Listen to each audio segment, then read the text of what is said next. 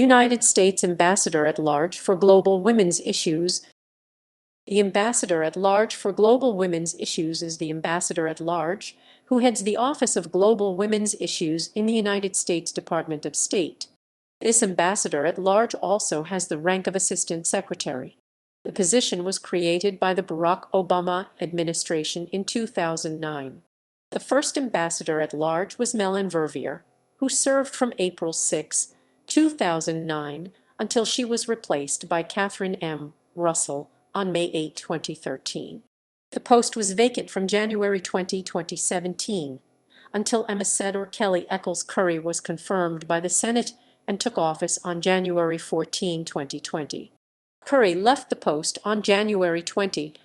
The senior official performing the duties of the office is currently Katrina Fotovat. The Department of State's Office of Global Women's Issues ensures that the rights of women and girls are fully integrated into the formulation and conduct of United States foreign policy, working with the White House, USAID, the Department of Defense, and other agencies, as well as with civil society and the private sector. The United States Department of State has launched multiple and wide-ranging global initiatives to promote women's social and economic development, integrate women into peace and security building, address and prevent gender.